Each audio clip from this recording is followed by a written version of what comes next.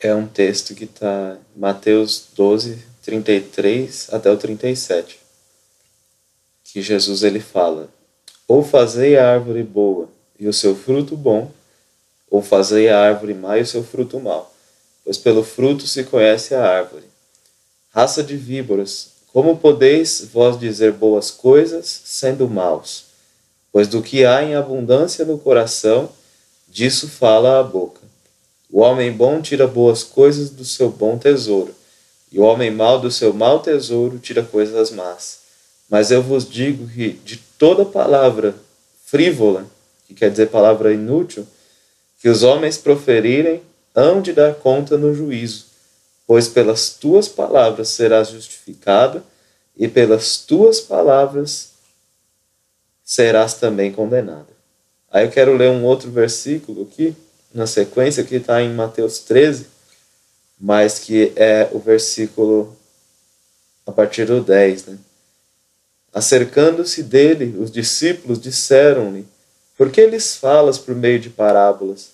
Respondeu-lhes Jesus: porque a vós é dado conhecer os mistérios do reino dos céus, mas a eles não lhes é dado. Ao que tem, se lhe dará, e terá em abundância. Ao que não tem, até aquilo que tem lhe será tirado. Por isso lhes falo por parábolas, porque eles vendo, não veem, ouvindo, não ouvem, nem compreendem. E neles se cumpre a profecia de Isaías: certamente ouvireis, mas não compreendereis.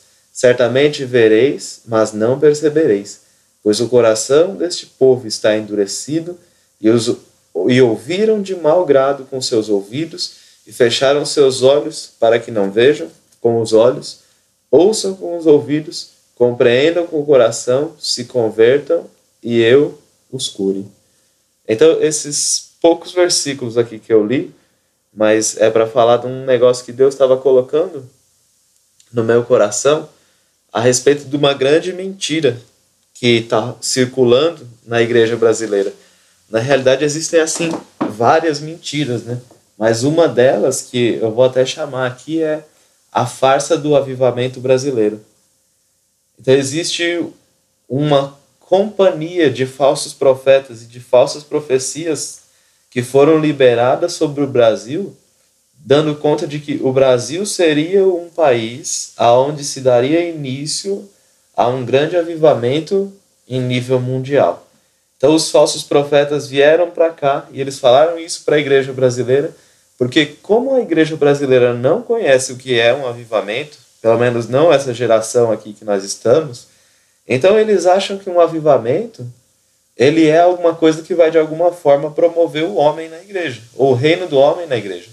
Eles não conseguem entender que se realmente um avivamento vier para o Brasil, uma das primeiras coisas que o Senhor Jesus vai derrubar na igreja são as barracas de comércio deles.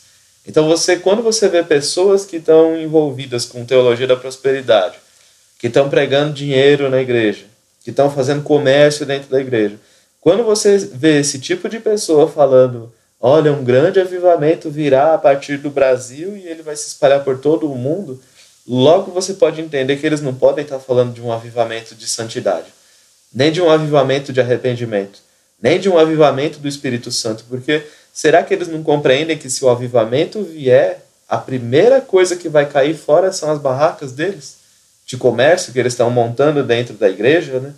Então o Senhor ele começou a falar comigo isso, que na realidade existe uma grande mentira na igreja brasileira, rondando a igreja brasileira.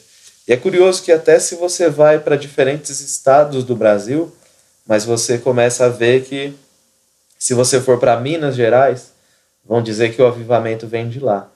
Se você for para Goiás, vão dizer que o avivamento vem de lá. Se você for para São Paulo, vão dizer que o avivamento vem de lá. Então, em vários lugares surgiu esse tipo de profecia de que haveria um grande avivamento no Brasil e que esse avivamento seria o avivamento final. Seria a última chuva, seria a última glória, seria a última unção, seria o último despertamento antes do Senhor Jesus Cristo vir. E a gente sabe muito bem, por tudo que a gente tem acompanhado, que na realidade, esse último despertamento a nível mundial, ele já começou, e já faz uns 10 anos, e ele começou lá no Quênia, através do Ministério de Arrependimento e Santidade, do David Oro. Então, qual foi a astúcia do inimigo na realidade? Ele inventou um avivamento falso, de brincadeirinha, um avivamento de mentira, para poder deixar a igreja ocupada com a promessa de um avivamento de mentira e para deixar a igreja ocupada pensando que ela está vivendo um verdadeiro avivamento. Quando na realidade não pode haver avivamento numa terra onde, se você for falar a verdade dentro de uma igreja, hoje em dia você é expulso. Se você for pregar a verdade dentro da maioria das igrejas do Brasil, hoje em dia você é expulso. Então não pode haver avivamento numa terra onde você tem comércio gospel, rolando à solta à vontade, onde você tem teologia da prosperidade em cada igreja dessa nação. Não tem como haver avivamento numa terra onde não se tem pessoas que estão sendo levantadas por Deus para confrontar esse tipo de mensagem a nível nacional. Então, não existe um avivamento no Brasil a nível nacional. Existe um avivamento na vida de uns poucos que estão se arrependendo, que estão se consertando diante do Senhor, mas não existe um avivamento a nível nacional no Brasil de forma nenhuma. Não existe, e não é o Brasil que vai sediar e que vai dar início a esse avivamento que a Bíblia prometeu, que se chama o último derramar, a última chuva, a última unção, até mesmo porque esse avivamento já começou, e ele já começou lá no Quênia, isso já está se espalhando por toda a terra. Então, enquanto aqui no Brasil a igreja está ocupada, lendo sobre avivamento, falando sobre avivamento, e falando e tentando planejar um avivamento, quer dizer que Deus não pode mais fazer o que Ele quer. Os avivamentos não podem ser planejados, eles não podem ser construídos pela sabedoria, nem pelo intelecto dos homens. Não é isso que é avivamento. Mas enquanto aqui no Brasil se fala tanto avivamento, avivamento, avivamento, avivamento, enquanto isso Deus está visitando o povo na África, enquanto isso Deus está visitando o povo no Quênia, enquanto isso Deus está visitando uns poucos que estão abrindo o coração para Ele nesses dias, enquanto a igreja perde o seu tempo falando desse avivamento de mentirinha. Então o Senhor ele me deu essas palavras aqui porque a gente pode ver primeiro se o avivamento na igreja no Brasil é de verdade um avivamento do Espírito Santo pelo fruto que a igreja tem produzido. Então, se é uma árvore boa, tem que produzir fruto bom. Se é uma árvore má, tem que produzir fruto mau. Os maiores pastores do Brasil, todos eles são adeptos de teologia da prosperidade. Como que isso pode se dizer que é uma árvore boa? Como se pode dizer? Então, aqui o Senhor Jesus ele disse que o homem bom tira boas coisas do seu bom tesouro, mas o homem mau do seu mau tesouro ele tira más coisas. Então, o que o Senhor estava me falando era uma coisa só. O tesouro da igreja do Brasil, ele é maligno. É maligno. Porque se você entrar no tesouro da igreja do Brasil, o que você vai ver lá? Falsos profetas. O que você vai ver lá? Um falso avivamento. E a promessa de um falso avivamento. Porque um avivamento, para ele vir sobre essa nação, essas lideranças evangélicas dessa nação, elas tinham que se arrepender diante de Deus e diante do povo. Tinham que renunciar às mentiras que eles estão pregando. Então, a mensagem que traz um avivamento para uma nação, ela não é uma mensagem doce. Ela é uma mensagem amarga. Que Jesus mesmo, o próprio Senhor, o Espírito do Senhor, ele veio velozmente testificar contra toda a mentira que está dentro da casa. Então, o que o Senhor estava colocando no meu coração para mim falar é que o homem mau do mau tesouro tira coisas más. E esse tem sido o tesouro da igreja do Brasil. Muitos se levantaram para pregar essa questão do dinheiro e muitos estão tão cegos e tão anestesiados para essa questão do dinheiro. E até para quem não sabe, né, mas o evangelho da prosperidade ele é um pecado, ele é uma blasfêmia, ele é uma afronta à verdade da cruz, à verdade do sangue de Cristo, à verdade do evangelho de Jesus. Mas o homem mau do mau tesouro tira coisas más. Isso é o retrato da igreja brasileira. Do seu mau tesouro ela tem tirado coisas más e ela tem contaminado essa nação com um monte de mentiras. Nós vemos isso chegar a um tal ponto que a igreja está tão cega, que a igreja está mais preocupada atualmente com a corrupção política da nação, do que preocupada com a própria corrupção que entrou na igreja. Se a igreja primeiro não se arrepender da sua própria corrupção, se ela primeiro não se arrepender da corrupção que está dentro da sua própria casa, por que ela tem que ficar preocupada com a corrupção política dessa nação? O Senhor Jesus ele deixou muito claro, o meu reino não é um reino deste mundo. A minha hora de reinar nesse mundo ela ainda não chegou. Mas a igreja do Brasil, ela entrou numa ideia de que Jesus Cristo ele tem que reinar aqui e agora, e isso tem que ser através do poder político, isso tem que ser dessa maneira, e não é a verdade. Como que a gente pode, como igreja, chamar políticos ao arrependimento, sendo que tem corrupção dentro da própria igreja? É impossível. Então, primeiro, antes da igreja ser luz numa nação, primeiro ela tem que pelo menos brilhar dentro da sua própria casa. Mas se existe trevas ainda dentro da igreja, então como é que ela quer ser luz? Ela é um homem mau, do seu mau tesouro, tirando coisas más. Como eu li aqui no outro versículo, proferindo palavras vãs, proferindo palavras inúteis, pelas quais o homem ele há de dar conta no juízo de toda palavra inútil. Então, quantas pregações, quantas mensagens, quantos louvores, quantos congressos, quantas conversas que não são inúteis dentro da igreja do Senhor. Isso significa só uma coisa. O coração da igreja não está cheio de Cristo, está cheio de inutilidades, coisas inúteis. Porque se tivesse cheio de Cristo, quando a igreja abrisse sua boca, seria um manancial de vida. Ela falaria as coisas do reino de Deus. Ela falaria os mistérios ocultos de Deus, os segredos de Deus. Ela daria luz para aqueles que estão nas trevas, de verdade. Ela não estaria alimentando mais ainda a ganância, a avareza, a cobiça do povo. Então, essa é uma das primeiras partes de que não pode ter avivamento numa nação onde os falsos profetas são bem recebidos, onde os falsos profetas são louvados, onde os falsos profetas eles pregam na televisão, onde os falsos profetas têm espaço na mídia.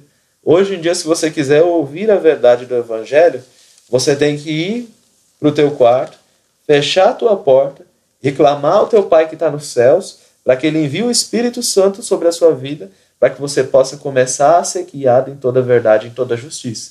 Se você quer ouvir a verdade do evangelho hoje em dia, você não tem opção nem na rádio, você não tem opção nem na televisão, você não tem opção na mídia de forma nenhuma, porque tudo que está sendo transmitido na mídia e nas rádios tem sido de alguma forma contaminado. É a verdade misturada com a mentira. Então, verdade mais mentira é sempre igual a mentira. Sempre. Então, quando você começa a querer ouvir uma programação de uma rádio evangélica, o mais que eles fazem é fazer sorteio para concorrer a brinde, ou então fazer concurso, ou então as outras rádios pedindo dinheiro. É isso. Não se dá o espaço que deveria ser dado para a pregação da palavra de Deus. Quando passa louvor, é louvor gospel.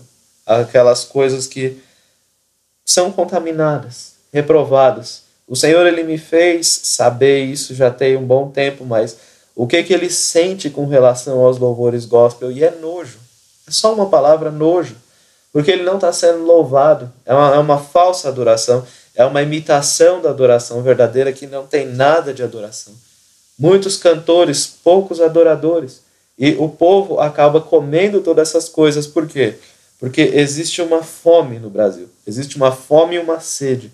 A fome e sede que existe no Brasil, e em especial na igreja do Brasil, não é fome de pão, nem é sede de água, mas é fome de ouvir as palavras do Senhor.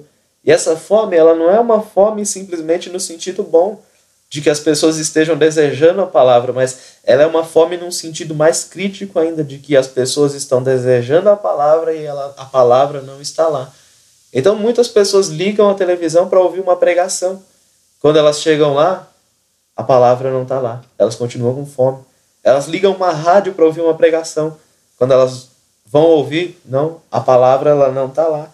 Então a situação da igreja brasileira, na realidade, é uma situação de fome espiritual, onde a palavra verdadeira, o pão da vida, ele tem sido muito escasso, ele tem sido muito limitado. Quase que não existe mais o pão da vida nos púlpitos das igrejas. Sabedoria humana, metafísica, até aqueles negócios de pensamento positivo, pensa que vai acontecer, que você vai atrair sobre a sua vida.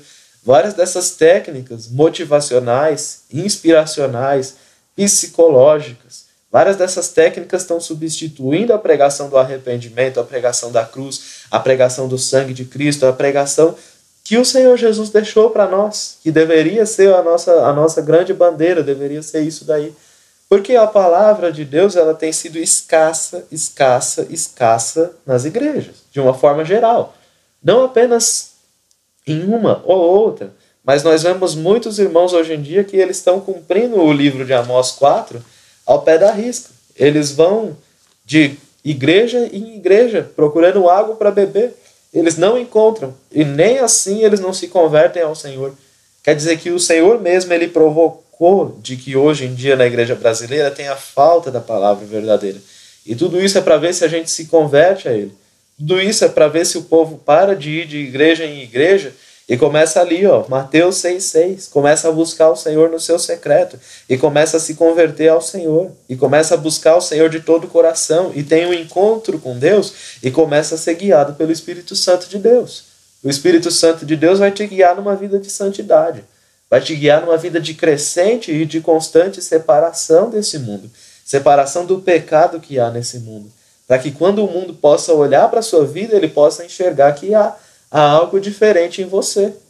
Agora, se existem os mesmos tipos de problemas, os mesmos tipos de pecados, dentro e fora da igreja, e dentro da igreja esses pecados nunca são combatidos, as pessoas nunca são libertas, as pessoas nunca são mudadas, elas nunca estão mais perto de Jesus, então essa é a hora de parar, fazer uma avaliação e ver o que anda de errado com a sua igreja, o que anda de errado com o seu altar, o que anda de errado com o seu coração.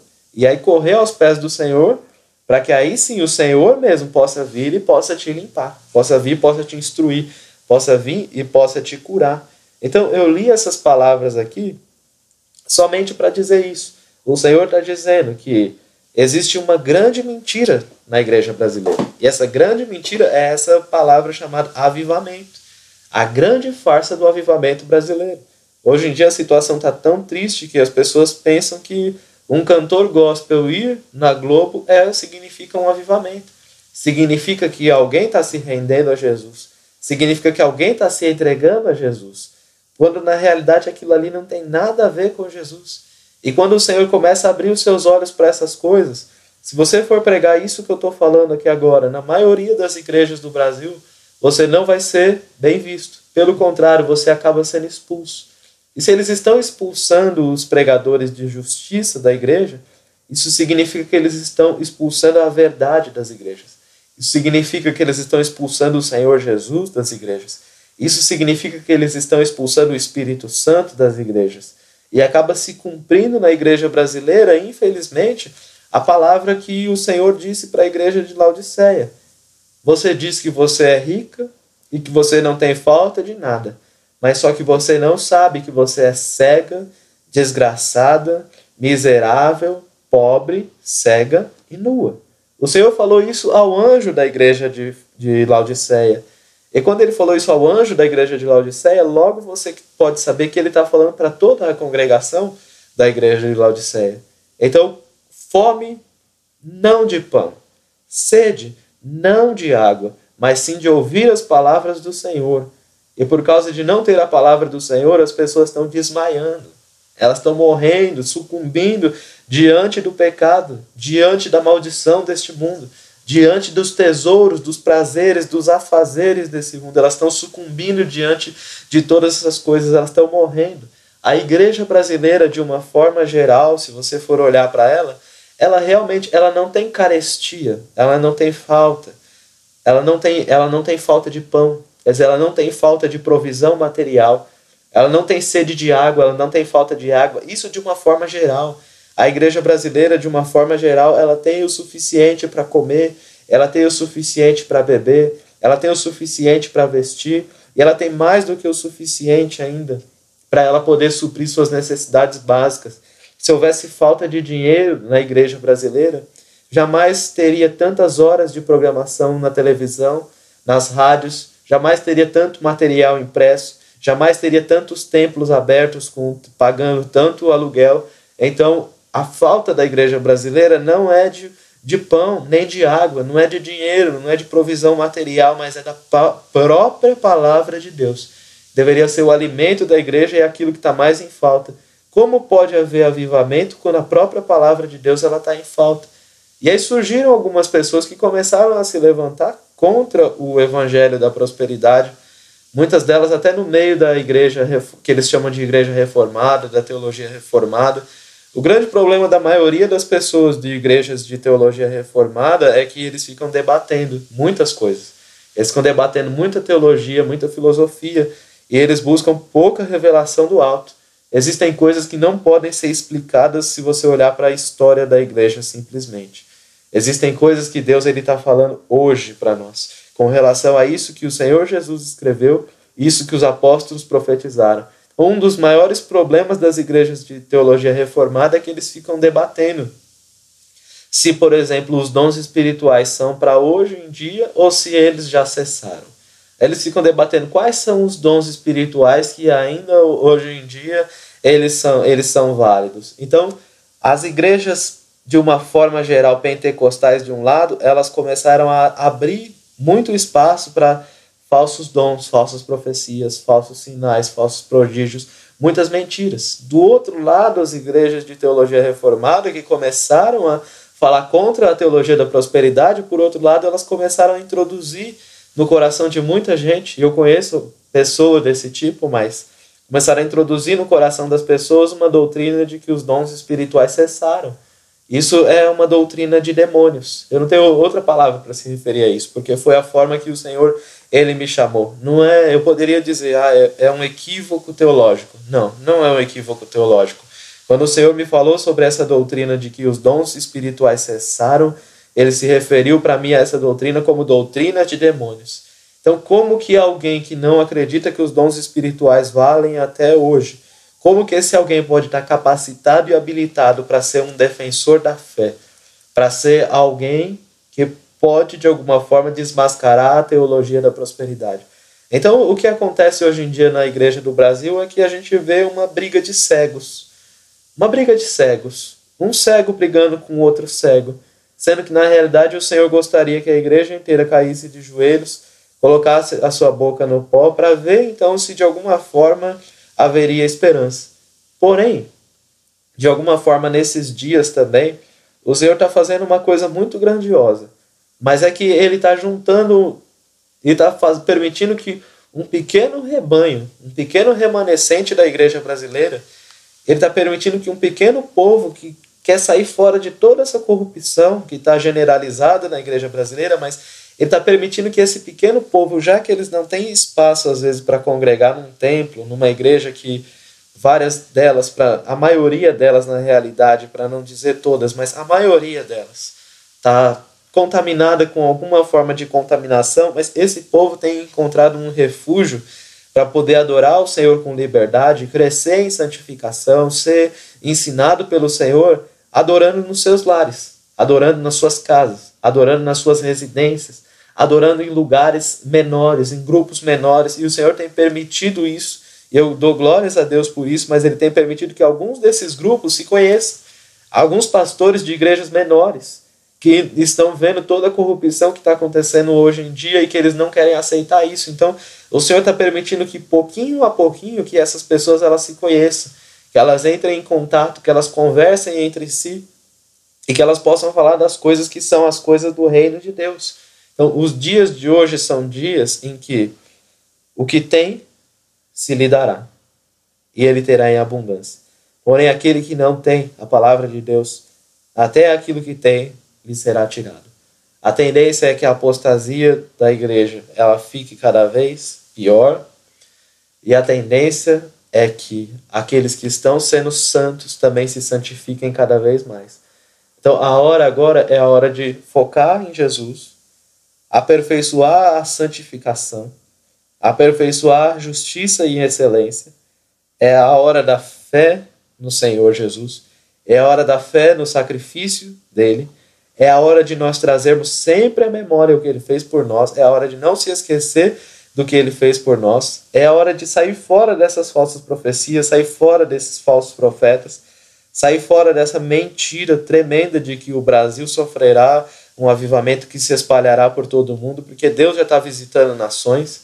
Quem tem acompanhado esse profeta, o David Jower, sabe disso. Sabe que Deus tem visitado o Quênia tremendamente.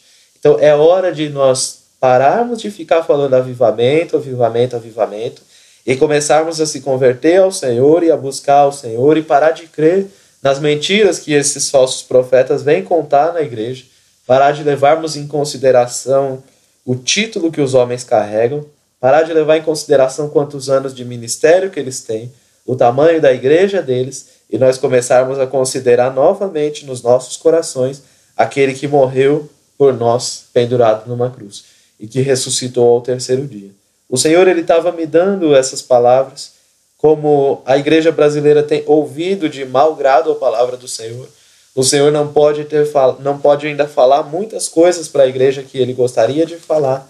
O Senhor está levantando então um pequenininho remanescente, pouquinhas pessoas que estão podendo receber essa mensagem com o coração de criança e que elas não temem perder um cargo na igreja, elas não temem ser expulsas de uma congregação, elas não temem perder o prestígio dos pastores, elas não temem perder o prestígio dos irmãos, elas não temem perder nem mesmo a sua própria vida.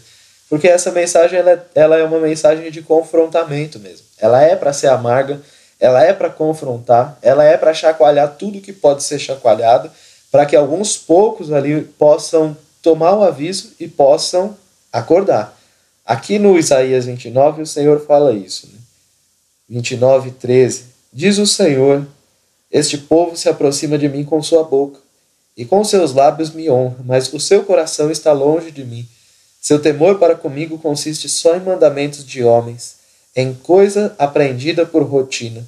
Portanto, continuarei a fazer uma obra maravilhosa no meio deste povo, uma obra maravilhosa e um assombro. A sabedoria dos seus sábios perecerá, e o entendimento dos seus prudentes se esconderá. Então o Senhor ele não tem outra alternativa a não ser confundir os sábios nesses dias, a não ser desfazer os sinais dos inventores de mentiras, a não ser vir Ele mesmo e velar pela sua palavra, a não ser vir Ele mesmo e se colocar pela causa da justiça, e que a igreja santa e verdadeira, que ela possa se colocar agora nesse momento a buscar a santificação, a buscar o novo nascimento, a buscar a fé no perdão de Jesus Cristo, a fé no amor de Deus, a fé na obra que Cristo fez na cruz, que ela possa aplicar-se às boas obras, que ela possa aplicar-se a essas coisas e que ela possa sair de toda forma de confusão, de toda forma de falsa doutrina. Nesse mesmo capítulo aqui de Isaías 29 diz: será como um faminto que sonha que está a comer, mas acordando sente a alma vazia. Ou como um sequioso que sonha que está a beber, mas acordando ainda desfalecido se acha, e a sua alma com sede. Pasmai e maravilhai-vos, folgai e clamai. Bêbados estão, mas não de vinho, andam titubeando, mas não de bebida forte. O Senhor derramou sobre vós um espírito de profundo sono. Ele fechou vossos olhos, profetas. Ele vendou vossas cabeças, videntes, pelo que toda visão vos é como as palavras de um livro selado, que se dá ao que sabe ler, dizendo: por favor, lê isto. E ele dirá: não posso, está selado. Ou dá-se o livro ao que não sabe ler, dizendo: por favor, lê isto. E ele dirá: não sei ler. Então aqui está dizendo da situação em que a igreja brasileira, de uma forma geral, ela se encontra. Ela sonha que ela está comendo, ela sonha que ela está bebendo, mas quando ela acordar, aí ela vai ver que ela continua com fome. Aí ela vai ver que ela continua com sede. Aí ela vai ver que ela continua pobre, miserável, desgraçada, cega, nua, ouvindo palavras que não trazem nenhum proveito, crendo em coisas que não estão na palavra de Deus, que não estão na Bíblia, que não foram ensinadas pelo Espírito Santo de Deus. Tradições falsas, tradições mentirosas, coisas estranhas e coisas totalmente alheias ao Espírito Santo do Senhor. Quando a igreja ela acordar, que isso não aconteça tarde, mas na época do Senhor Jesus, a gente pode ver isso. O Senhor ele enviou um mensageiro antes dele.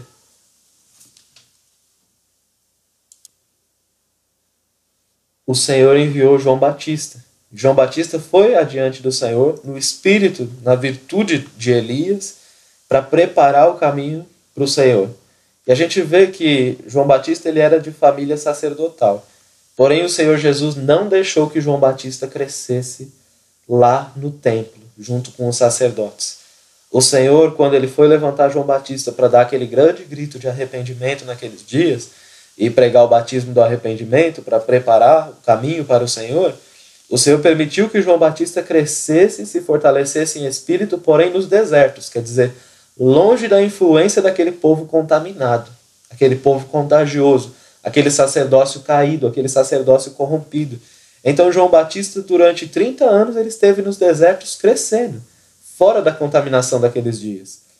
E a contaminação daqueles dias ficou muito evidente quando o Senhor Jesus ele começou a pregar. E quando o Senhor Jesus ele começou a pregar, então ele começou a ficar muito claro ali nos evangelhos a oposição dos religiosos daquela época, que seriam os escribas, os fariseus, os judeus da época, a oposição daqueles que seriam para nós hoje em dia, para trazer para termos atuais, né? Mas seriam a igreja daqueles dias, mas você vê a oposição da igreja daqueles dias aos ministérios do Senhor Jesus Cristo. Eles se opuseram ao ministério do Senhor Jesus ferozmente.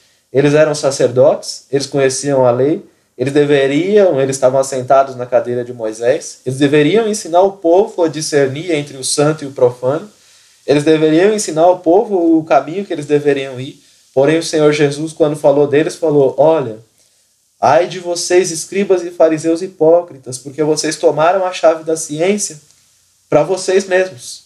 E vocês não entram no reino de Deus, vocês ficaram na porta, vocês nem entram e vocês não deixam entrar quem está entrando. Então eles tomaram a chave da ciência, a chave do conhecimento para si mesmos. E eles ficavam na porta. Eles mesmos não entravam e eles também não deixavam entrar quem estava entrando.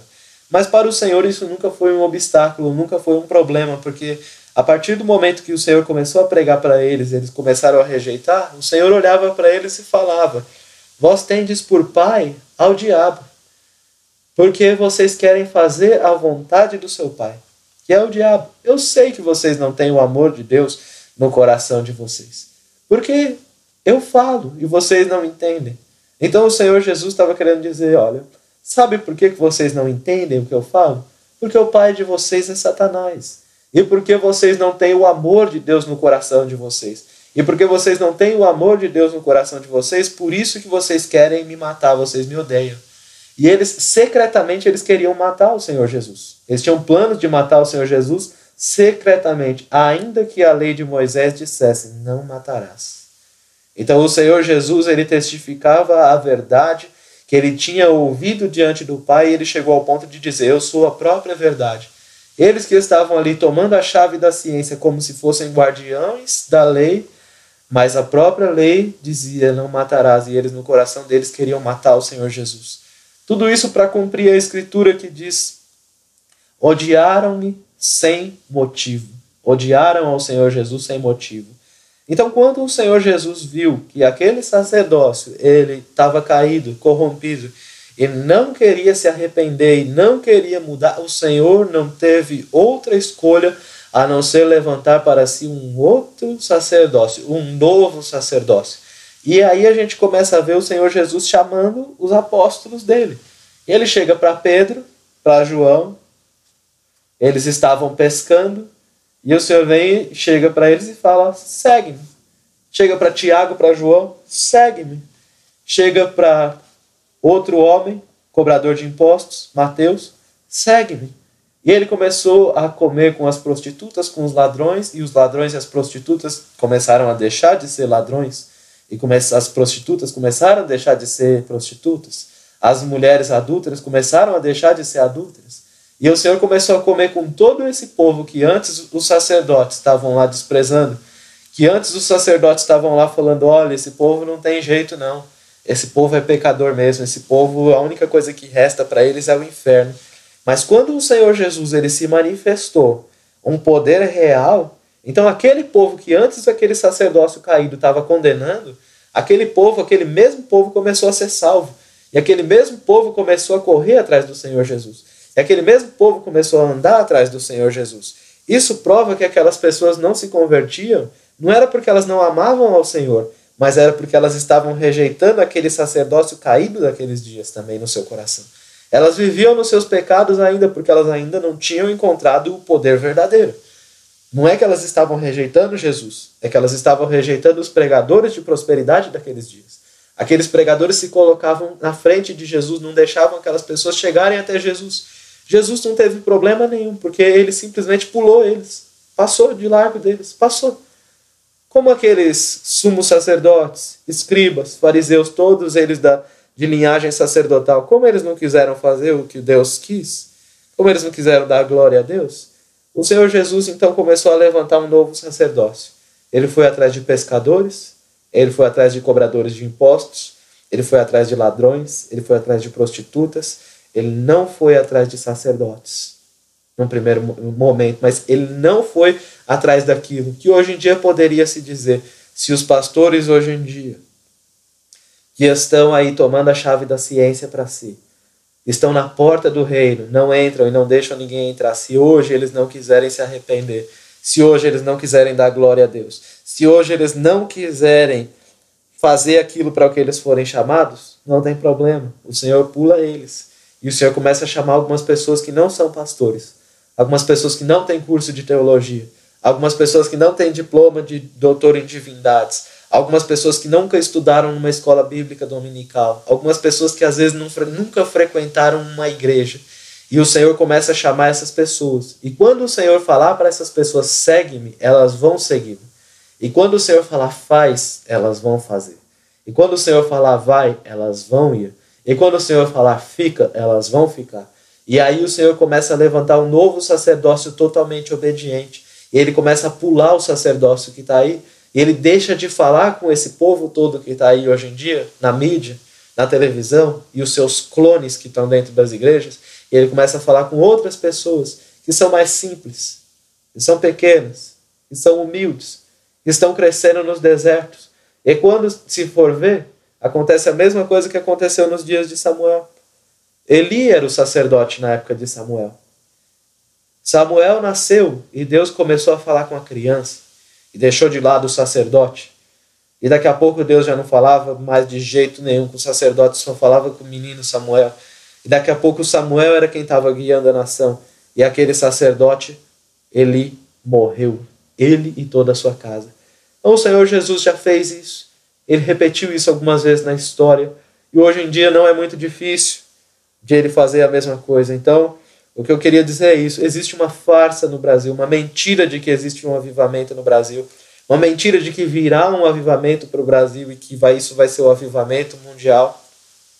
Existe uma mentira no coração da igreja hoje em dia, que é a preocupação com a corrupção política, sendo que ela deveria estar preocupada com a corrupção espiritual, de si própria primeiro, que é só quando ela lidar com a sua própria corrupção espiritual, aí que ela pode lidar com a corrupção espiritual do país, aí que ela pode chamar o país ao arrependimento quando ela mesma se arrepender. Hoje em dia, para que uma pessoa vai se arrepender e abraçar o evangelho? Para vir para a igreja e ouvir o pastor pedindo dinheiro lá na frente? Para vir para a igreja e ouvir um teólogo lá falando um monte de blá, blá, blá? As pessoas que vão se converter nesses dias são as pessoas que têm sede e fome de poder verdadeiro de Deus. Do mesmo jeito que as pessoas se converteram no tempo de Jesus Cristo. Aquele sacerdócio pregava para aquele povo não se convertia. Jesus começou a pregar para aquele povo começou a se converter. Aquele sacerdócio, os escribas e fariseus da época, pregavam para aquele povo, eles não se convertiam e eles jogavam a culpa em cima do povo. Quando Jesus veio pregando, aquele povo se converteu, Jesus perdoou eles, Jesus curou eles. E aí aqueles escribas e aqueles fariseus continuaram condenando eles. Condenavam eles antes porque eles eram ladrões, e quando eles deixaram de ser ladrões e começaram a seguir Jesus, eles condenaram eles porque eles estavam seguindo a Jesus. Condenavam as mulheres porque elas se prostituíam. Quando elas deixaram de se prostituir e começaram a seguir Jesus, condenaram elas porque elas estavam seguindo a Jesus. Quer dizer que o que eles queriam era simplesmente só uma coisa: ter controle, ter domínio sobre aquele povo, em rigor e em dureza. Eles eram perfeitos hipócritas, na verdade. Eles realmente não tinham o amor de Deus. Infelizmente, esse é um retrato da igreja do Brasil, de uma forma geral. A perfeita descrição para a raça de víboras hipócritas. Hoje em dia você poderia colocar igreja brasileira. É tão urgente, tão óbvio o chamado do arrependimento do Senhor para essa nação, em todos os níveis, que o meu grande temor é que o Senhor ele já esteja fazendo isso, já há muito tempo. Que ele já esteja chamando alguns pescadores e deixando de falar com alguns pastores. Já esteja chamando algumas prostitutas e deixando de falar com algumas cantoras. Já esteja chamando alguns ladrões e tenha deixado de falar com alguns bispos, alguns profetas. Porque eu sei que isso já está acontecendo. E o Senhor não tem outra alternativa, porque ninguém vai fechar as portas para Deus fazer o que Ele quer fazer. Se você fechar as portas e Deus quiser fazer, Ele abre a porta e Ele passa por cima de você. Então, o povo que está despertando para essas coisas, que está às vezes congregando no seu lar, na sua casa, porque foi o lugar de refúgio que o Senhor preparou e que está sendo duramente perseguido, criticado, antes de você querer tirar o cisco do olho dos teus irmãos, agora aplica a tirar a trave de madeira do seu olho.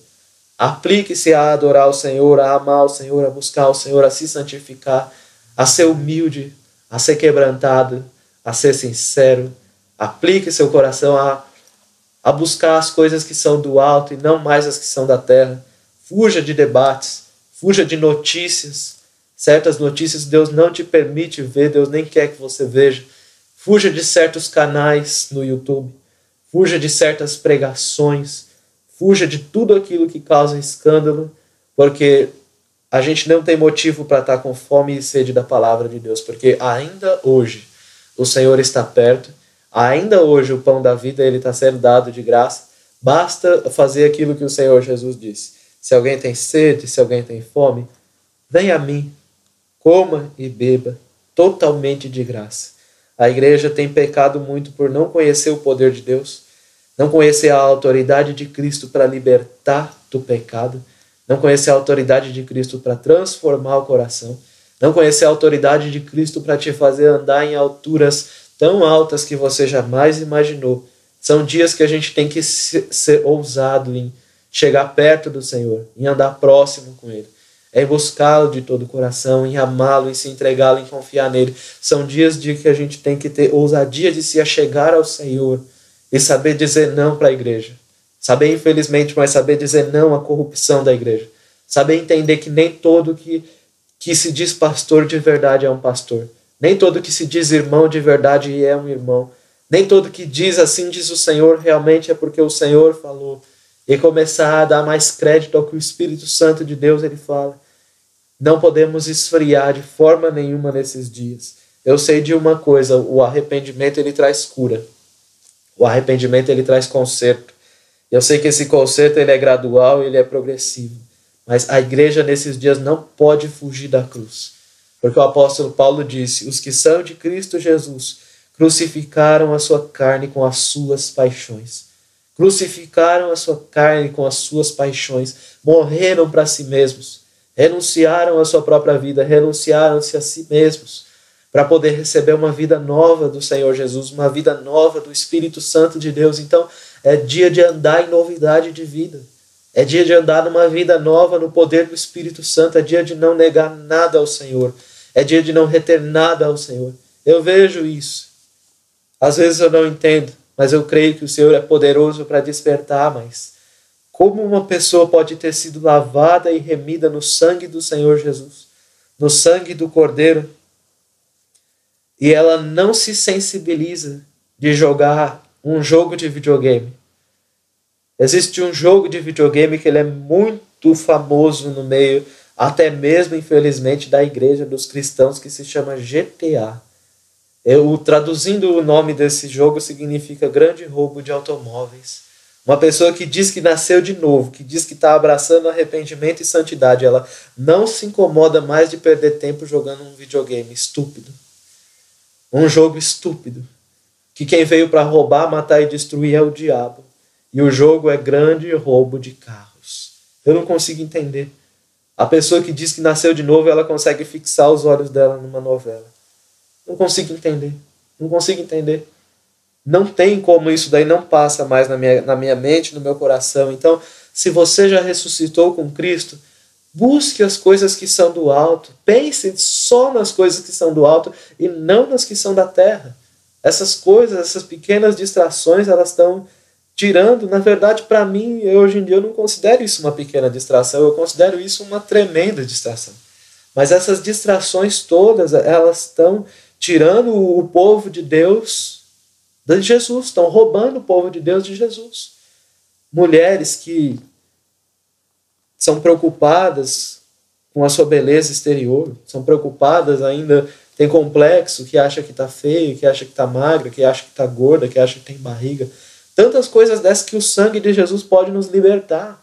Padrões mundanos, complexos mundanos, medos mundanos, desejos mundanos.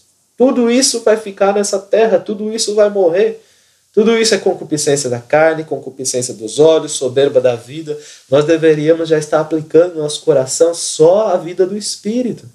Aplicando nosso coração a fazer aquilo para o que nós fomos chamados. Amar a Deus. Amar a Deus ia nos fazer tirar o nosso coração dessa terra tanto, mas tanto, mas tanto. Andar com o Senhor é tão bom, é tão gostoso.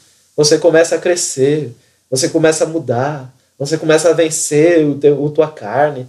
Você clama, ele vem, ele te responde. Você persevera, ele fica em silêncio um pouquinho, daqui a pouco ele vem e fala com você.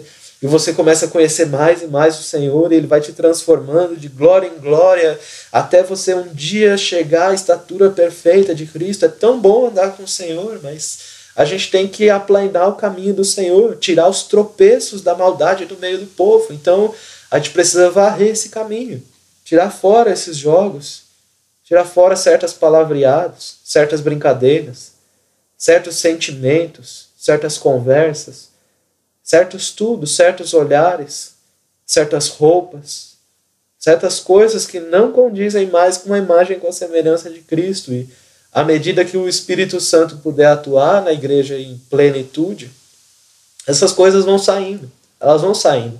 Então a igreja tem que se focar agora na vida do Espírito. Ela tem que se focar agora no reino eterno de Deus. Ela tem que esquecer o reino político desse mundo e a corrupção política desse mundo, porque primeiro ela precisa consertar a sua própria casa. Depois ela pode chamar político ao arrependimento. Depois ela pode chamar professores ao arrependimento, médicos ao arrependimento. Depois ela pode chamar a família dela ao arrependimento, mas primeiro ela tem que consertar o seu altar. Primeiro ela tem que aplicar o seu coração aos seus próprios caminhos. Primeiro ela tem que botar em ordem a sua própria vida. Porque senão ela não tem poder, ela não tem autoridade. E aí já pensou? Você prega para a tua família não se converte. Você condena ela. Fala, eles não querem ouvir a palavra. Daqui a pouco chega um homem cheio de poder e cheio de autoridade do Espírito Santo e prega para a tua família e ela se converte. Aí você vai saber que tem alguma coisa errada com você. Tem alguma coisa errada com o teu coração. Eu não quero colocar esse fardo nas costas de ninguém, de que a gente tenha algum tipo de responsabilidade pela conversão de alguma pessoa. Não quero de jeito nenhum. Essa onda desenfreada de evangelismo que a igreja brasileira se meteu, sem ter a direção do Espírito Santo de Deus. As pessoas acham que pregar o evangelho é só abrir a boca e sair falando, ou entregando panfletos, mas pregar o evangelho é andar com Deus. Pregar o evangelho é isso.